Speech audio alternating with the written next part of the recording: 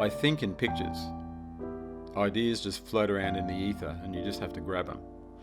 The best ideas are always the ones that I've forgotten. I never particularly set out to be an artist. I don't know if anyone does.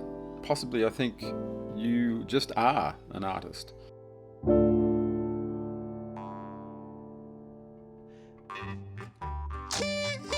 Cartoons and humour play a big part in most of what I do. So humour is an underlying theme in most of the work.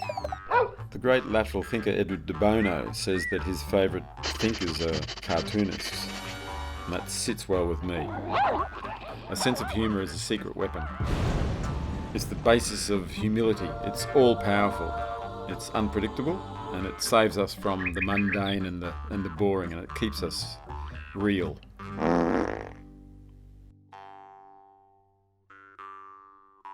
Art on the whole tends to take itself pretty seriously, especially when it's commodified, when money comes into the equation.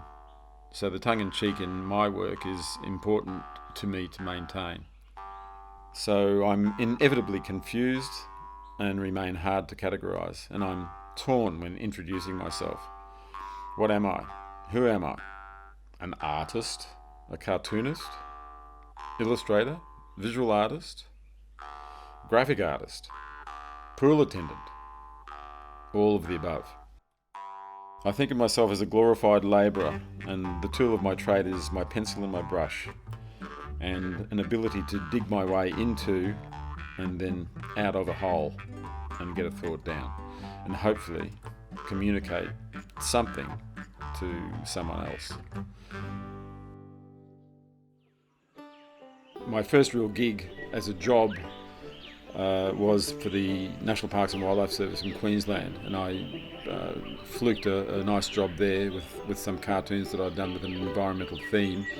That was a grounding in, if you like, a sincere interest in environmental issues, and I think that's led sort of unconsciously on into the series of children's books named Albert and Friends, which were based on the four basic ecosystems of Australia: the rainforest and the bush and the desert and the barrier reef areas and the southern oceans.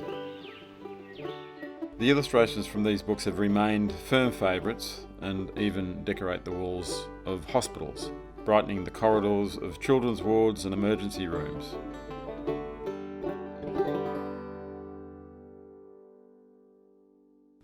The drawings have moved from cartoons to illustrations in the advertising world, to the publishing world, to books and posters, and into the fine art field, and into more paintings and what I like to call charcoal paintings, which are big charcoal versions of what otherwise would be quick cartoons. I enjoy that medium because there's nothing as beautiful, in my opinion, as a quick sketch. A sketch, a lovely improvised, unplanned sketch or a cartoon holds more impact than a well-executed painting. Once it goes to ink and full-on paint, it loses that lovely spontaneity. So I'm a great lover of a quick sketch and turn that into an artwork.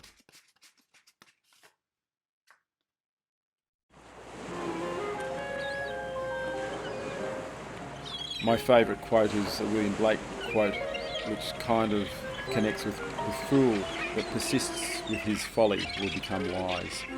And I don't know why, but that seems to correlate to my charcoal characters that are often doused in the 1930s, 20s style of long-sleeved and long-legged bathing suits, and they're now transpiring onto artworks and sculptures and onto mural works. Art as such is a mystery, really. Whether it goes on walls of buildings, in dunnies, art galleries, bedroom walls, hospital emergency wards, canvases, paper, or someone's skin. We seem to crave it in all its forms. If it gives you some visual pleasure or some emotional pleasure, makes a reaction, gets a response, then it's achieved its purpose and justified its existence and your own. And anyone can do it in some form. That's the best part. Sure, there's good and bad art, but who's to say? To hell with the critics. Just make it.